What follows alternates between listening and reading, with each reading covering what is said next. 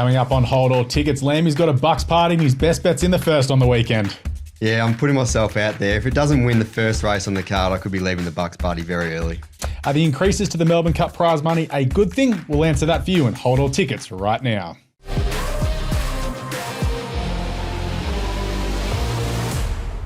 Hello and welcome to Hold All Tickets, brought to you by BoomBet. Great fixed odds, more value and more boom moments. Sign up today and get in on the boom.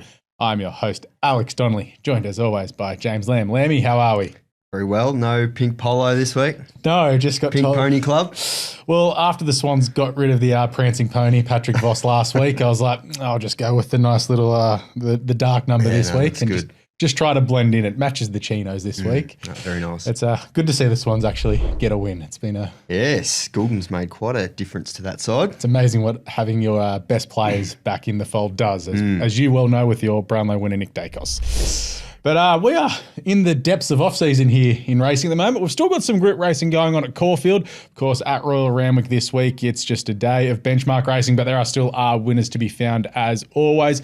But before we get started, make sure you do follow us on social media. It is at Punters across Facebook, Instagram, and X. Make sure you follow us there. Of course, on YouTube, give us a like and a subscribe. So anytime that we do a video, it pops up in your feed because you do that when you hit the notifications bell, and that is very important to everything that we do here on Hold All Tickets.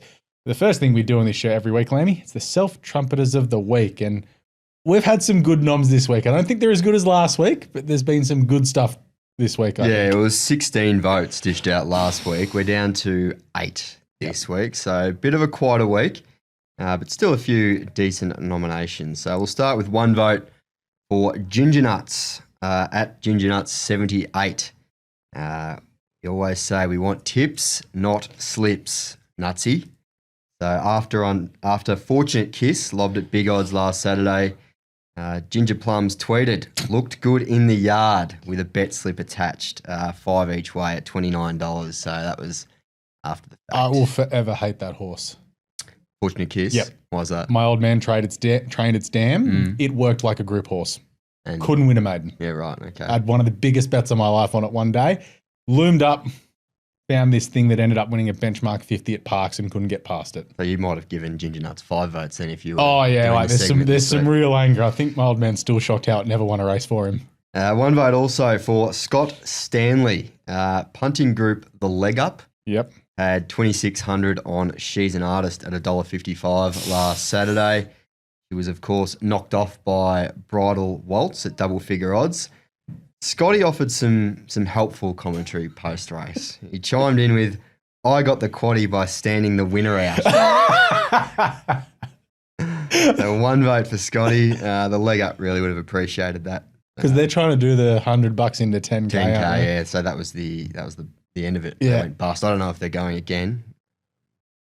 But yeah, they get a fair bit of feedback on those videos on social media. I hate how they watch the races though. It looks like old school wrestling back in the day where no one actually watches TV like that. Moving on, 2 votes. Shane Turkey Legs Jackson, trainer and occasional form analyst on racing.com. He was providing expert tips on .com last Sunday for the Warrnambool Jumps meeting, and he offered up 2 best bets in races 3 and 4, Loft and Noonday Gun. Both trained by Shane Jackson. Really good. Backing himself in there, which is good to see. Noonday Gun got the job done by a lazy 16 lengths at $1.85. Good tip. But Loft was knocked off at $1.35. Oh. So partial credit, I guess. Yeah. But 2 votes there. If you don't, that's confidence. You got to back yourself in. I don't mind that. He's very much done that. 4 votes. Ben Calusi. We've got a little brass band down at Racing Previews at the moment. They're all polling votes. So Ben was on RSM with Michael Falgate. That's now on TV, that show being broadcast on racing.com. So Falgate asked him if it was his first time on TV because, as I mentioned, Racing Pulse is now on there. So Ben replied with this. How are you, Ben? Very good. It's nice to be on the tally for the first time. Is this your first time? I think so. I reckon maybe 1 or 2 VFL games were shown on. We looked up his stats yesterday. I think he played 7 or 8 games and kicked a couple of snags in the VFL. Yep. So, yeah, handy footballer. But Handy self-trumpeter too, 4 votes. So the question is, because Racing Previews is his account, do we put those votes under Racing Previews or Ben himself? Yeah, I don't. It's probably got to be Ben himself. Okay. Because if we put that under Racing Previews, that would have catapulted them into third. Really? Yep. Well, maybe we'll put it under Racing Previews then. So that's the 8 votes dished out for this week. So because it is Ben's account, we're going to give it to him. He's now on 15 votes in third place. Of course, Andrew the Hawk Hawkins somehow didn't get a vote for doing the last race at the Durban July meeting in a Barney suit during the week. It's not trumpeting, more so embarrassing. Really? Why did you do that? After the last race at the Durban July meeting, like I think it's members of the media or someone just do a 100-meter sprint. Huh. Hawkins did it in the Barney costume. How'd he go? He played it up like he was the mascot. Okay. Which, good video, but I was like, how did you get a Barney costume in South Africa, Hawk? That's my biggest question. And then, of course, Miles Fitzner on 28. So we are set for a very hot couple of weeks to go because Racing Previews, I know that they've dropped a couple of long-term, long-range bombs over in the UK for some futures punting, so we may see some real fast finishing here. Be some sort of win if they got up in the last couple of weeks. Yeah, it would be. Xavier Pegum still on 14 votes in fourth, and then it's just a haggle of blokes on 10 and 11. Like if we included Nick McWalter in the Racing Previews one, they'd be equal second with the Hawk. Yeah. So it's a good team effort there, but it's been a good week for the Trumpeters. Before we get into our next part of the show, make sure you do check out Thoroughbred Sales as they are the #1 online horse platform for owners looking to buy a racehorse with over 130 trainers and syndicators to choose from. Horses will be eligible to run in the new $4 million race series with over 400 races having a bonus. Check out Thoroughbred Sales today. All right, Lamby, we need to get into the preview of last week. Safe to say on Thursday morning, confidence was high. I was very confident. Yeah. Too confident, as it turns out. Yeah, we'll start off at Rose Hill for me. My best bet, we waited all day for Kalugan. Shouldn't have waited all day. That wasn't great. My next best was Tarpaulin. We got the overs, did not get the result. Started at $1.80. Can't eat overs. Loomed up like he was going to absolutely bolt in, and then all of a sudden the sniper got him. And I think he ran fourth in the end. Did a few things wrong. Yeah, which... Coming from the trials, he bought that to race day, which is a bit unfortunate. My best value was Sounds Unusual, which was scratched. So wasn't the worst day. Still wasn't a great day. Wasn't great, but I was worse, unfortunately. Best bet was No Bellis. Ran well. Ended up doing the donkey work behind the leader who went along at a strong gallop. Thanks for that, Froggy knew it. Thought she stuck on quite well, but from a distance had the cold sit on them and won quite well. So I thought she did a good job. I wouldn't be dropping off her. Next best was race 9, number 5, Stylish. Third, ran okay, but not good enough on the day. Seemed to have a chance. Miss Tarzi, what the hell? Yeah, I know. No. Yeah, I couldn't have had that. And the value was race 7, number 4, Stylish. Secret, 6th, beaten 3 lengths. Settled much further back than I thought from a good gate. Had the back of Chocolates early in the straight, but just couldn't go with her. Different horses, but I was hoping that Stylish Secret would actually be a fair way in front of Chocolates in the run. We gave Harry Coffey the punter's pearl. It was a beauty of a ride on Chocolates. Barrier 14, I think, and he ended up forward of midfield, one off the fence. Bit of a thing that a few of these staying jockeys could have taken on some horses earlier in the season. Just, we've drawn wide, we could go back. If she went back the way the race was run, there's no way she would have won. So you could say that Stylish Secret was solid, but no Chocolates. That's right. Yeah. Here all day. All right, let's get to the Boom Odds offer. Unfortunately, the Boom Bet team have not sent through their Boom Odds offer as of yet, but each week they do have a Boom Odds promotion as well. Knowing how they operate, it's more than likely going to be in the Sir John Monash this weekend. They usually sort of pick out one of the feature races to have their Boom Odds offer. So make sure you do go to Boom Bet. We're recording this on Thursday morning. Usually it's out by about midday. Sometimes they give us a heads up. So do make sure you get to Boom Bet. Check out the promotion. Of course, T's and C's apply, but you're going to get good odds about something, I'd assume, in the Sir John Monash Stakes. Might be in flight. Yeah, okay. I would be taking that if so. Speculate. Joe Pride knows what he's doing there. But of course, great fixed odds, more value and more Boom moments. Sign up today and get in on the Boom. Right, Lamby, we're playing at Caulfield. As I said, the group racing is still ongoing and you seem pretty keen to play early on. Yep, and I'll be at Caulfield on Saturday for a Bucks party. Oh, that could be good or dangerous given that your best bet is in race 1. Yes, it is. I'm kind of breaking one of my unofficial punting rules here. I often say on this show, it's dangerous to read too much into a big debut run. Yep. That's exactly what I'm doing here. I'm going with Signature Scent, who was outstanding on debut at Bendigo. Crossed a lead from a wide gate, ran them ragged, won by over 4 lengths. And third in that was Eidolon By, who's since come out and won a maiden quite nicely. So the form looks good. Barrier 1 for Signature Scent showed really good speed on debut, so I think should be able to hold them out and will be hard to get past. There wasn't a whole lot there that I was too scared of. I mean, the Toppy's got the race experience on its side, but fair bit of weight. And I'd prefer to probably see it first up. But yeah, Signature Scent in the opener, I could be very unpopular with the Bucks crew if this goes under in the first race. Your best bet's the first. I was ready to back Castellito wherever it went on debut, and it turns up on a Saturday. It's in on Monday at Pakenham, so Beggy, I will happily take odds on Monday if you decide to go that way, but I thought she's jumped out brilliantly. Yep. So have a watch there on the market, because when Beggies get honed in on, they're usually right. Your next best comes up later in the day, last start winner. Yes, Yellow Sam. I'm not sure how the Open is shorter than Yellow Sam in this race. Jockey change maybe? Yeah, I mean, Yellow Sam beat the Open fair and square over 14.40 here last start.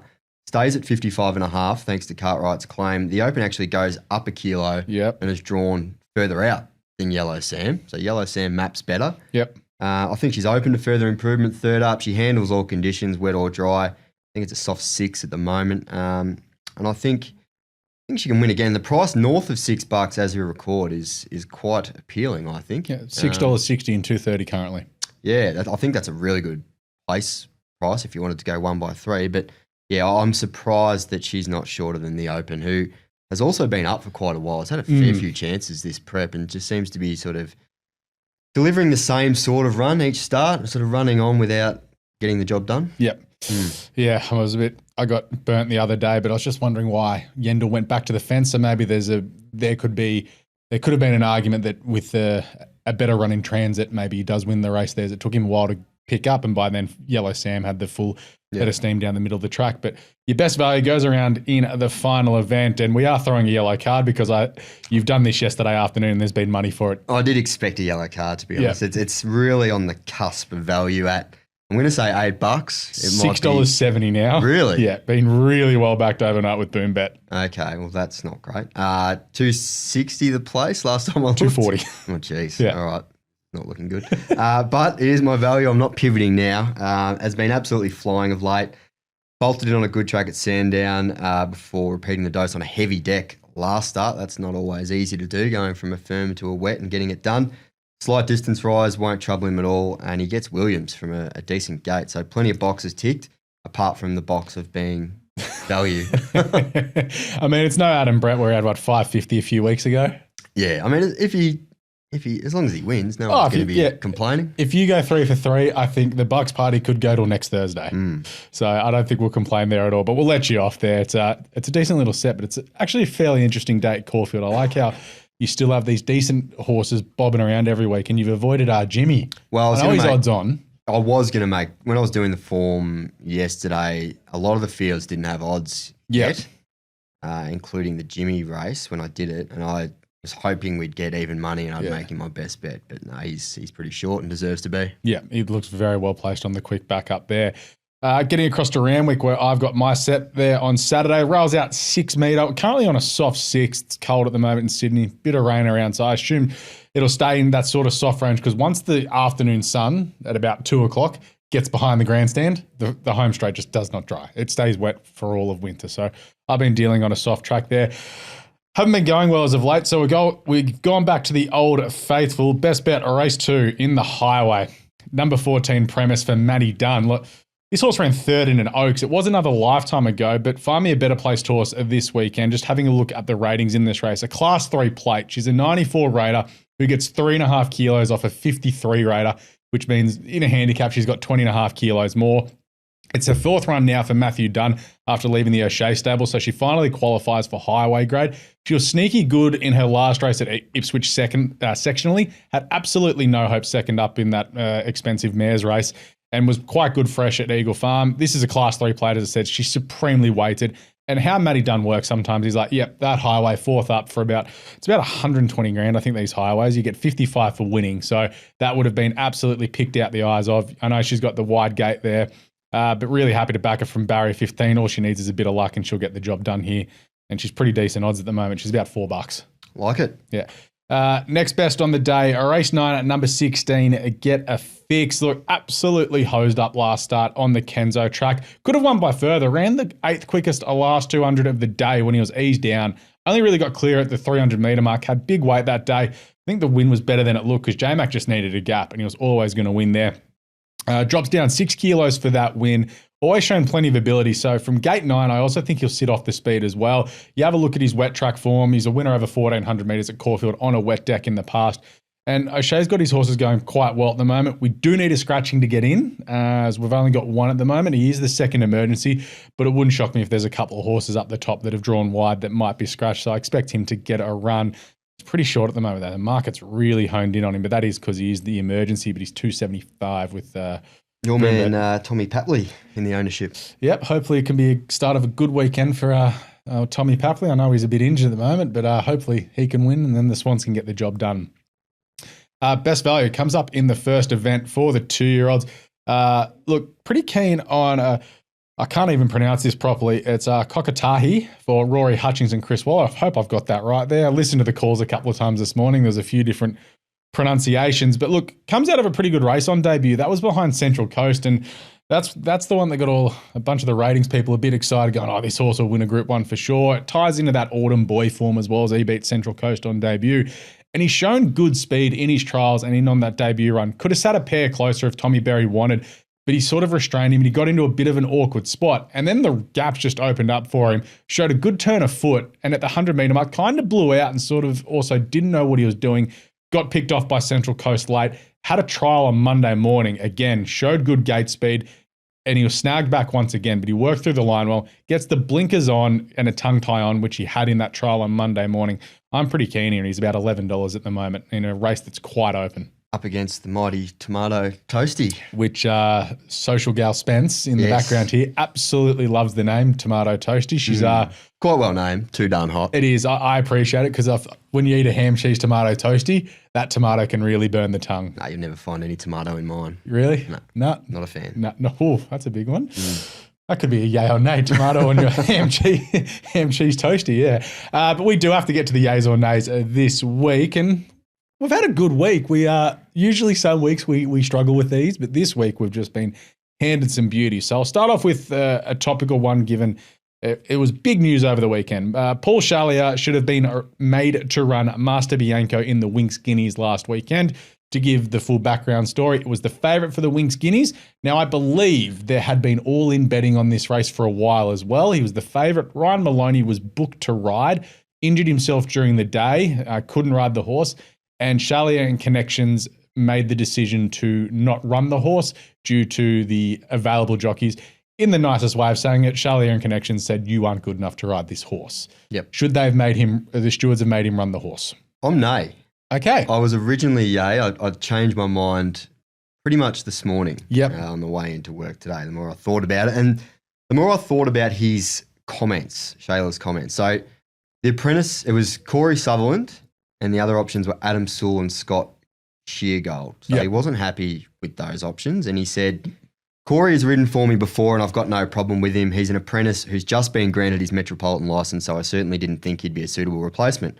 I say this with the utmost respect, but these are the facts. Adam Sewell hasn't ridden a winner in his last 50 rides, and he's only had one Metropolitan ride in his last 50. Scott has ridden 2 winners in his last 50 rides, one at Dolby and one at Kilcoy. Yep. He's had one Metropolitan ride in his last 50, being at the Sunshine Coast on a Saturday on a horse that was 200-1. So I don't think we as punters and tipsters can say things like, I'm against this horse because of the jockey change, or this horse gets a massive jockey upgrade, and then slam Shayla for his decision. Yep. So I know personally I have plenty of horses in my black book that have comments like needs a more aggressive rider or keen to be with if there's a jockey change. Yep.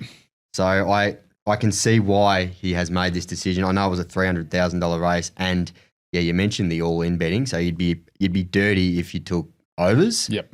But I mean, he's looking out for his owners, and probably in the best interests of the horse. If he didn't think those jockeys wouldn't get the job done on a horse that he says is still a work in progress. Just another way for punters to do their cash. Yeah, it is. Add that to the list.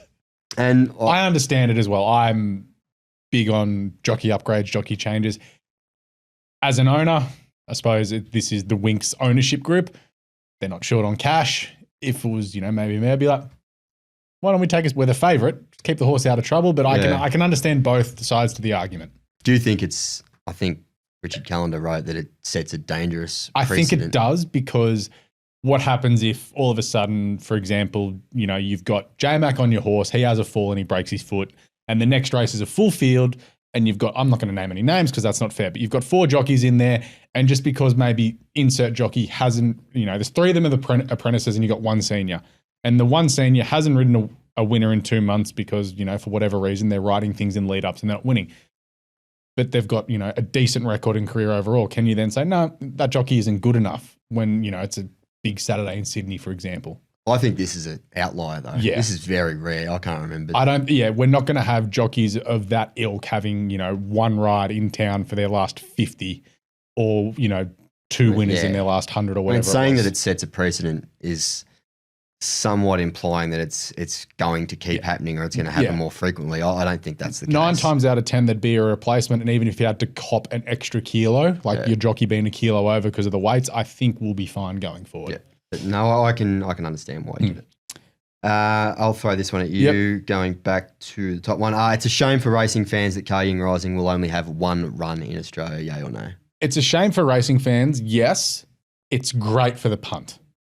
Great for the punt because you've got the unknown of him. Obviously, we know how good he is, but there will be people with an opinion that he's beaten absolutely nothing in Hong Kong, even though the form has stacked up literally Royal Ascot last month. But people will be like, he's beaten nothing. He's coming out of a fishbowl. It's his first run, and they'll take him on. So from a punting angle, it's probably a great thing. For me as a racing purist, I've been lucky enough to see him twice. It would be great to see him spin around the Everest and kill him and then go again in the Russell Balding in a few weeks' time, because it'd probably get a few more people to Rose Hill. So yes, it's a shame, but Hayes has already flagged his intentions that we'll be back next year for the Everest and then I'll take him to Flemington.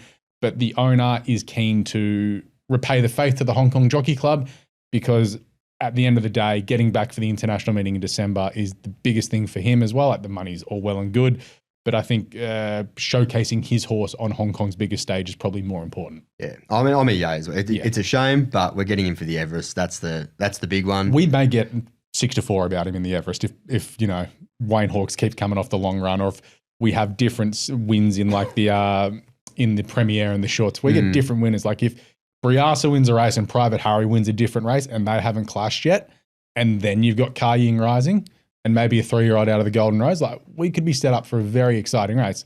I think Car Ying Rising is going to kill him if he's fine. But the ownership of Private Harry are talking a lot of smack. They're trying to get a little bit of banter going. I like it. It's interesting they made the call so early, but I guess now it's like David Hayes can really just narrow the focus. Yeah, he'll have a trial in Sydney, like I think it's 10 days before, or 10 to 12 days before the Everest, running the Everest, and then it's like gives him time to get over it. And then if he runs again before the international in the preview meeting or not, he's got till the middle of November. Joe Pride is right. Punters place too much importance on weights, yay or nay? Yay. I agree with Joe on this one, because think about it from a physics standpoint. A horse weighs between 480 kilos on the low end and up over... Dr. Donnelly in the building. Yeah, and up over 620 on a bigger scale. When you think about it, it's 10 to 13% of their body weight.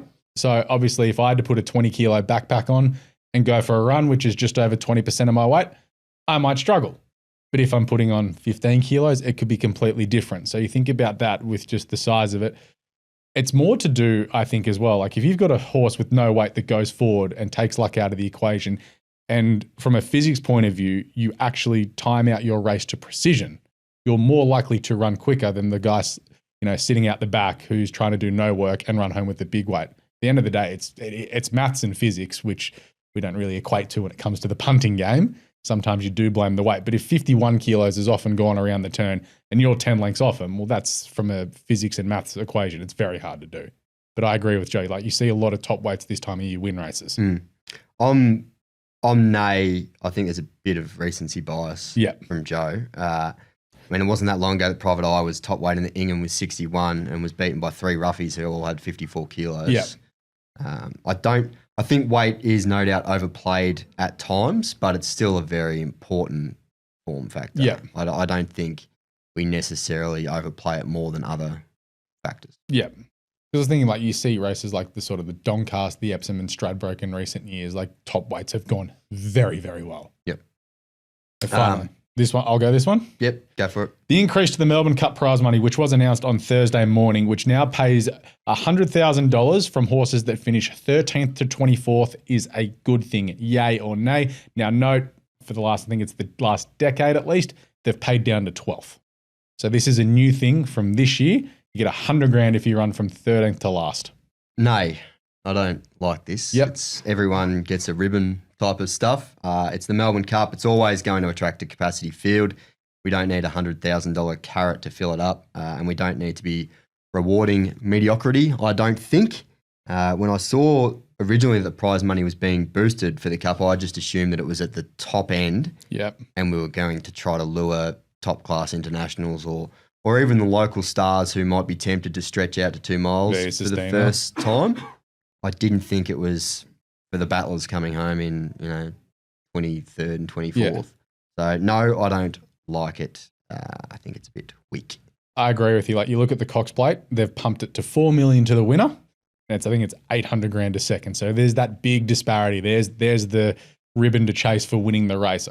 I don't like it because in recent years, you may have seen connections of horses like, oh, well, we've got no hope in the Melbourne Cup. Because at the end of the day, I think everyone as an owner, you want to run in like the Melbourne Cup, the Golden Slipper, the Cox Plate, and even the Everest. Like the Everest is the big end of town as far as money is concerned.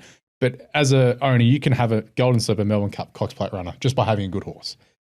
By having this come in, horses that will start 300 to 1 that in recent years, after a bad run in the Caulfield Cup or the Turnbull or the Bendigo Cup, that are in the race because of something they've done 2 years ago. We've gone, we've got no chance. Let's not pay the 30, 40 grand acceptance fee because it's a waste of money.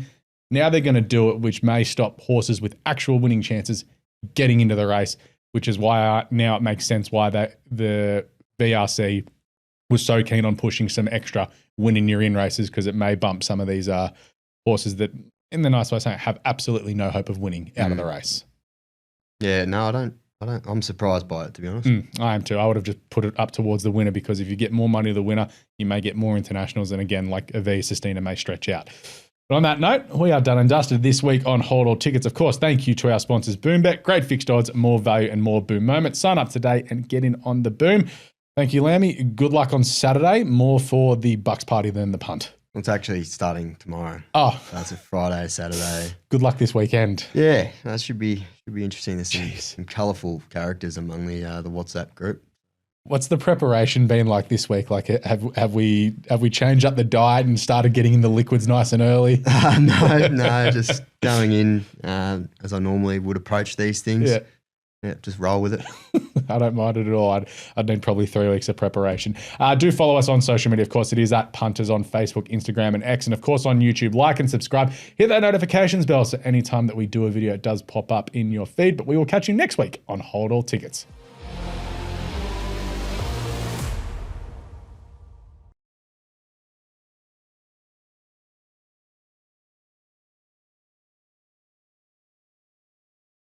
Imagine what you could be buying instead. For free and confidential support, call the number on the screen or visit the website.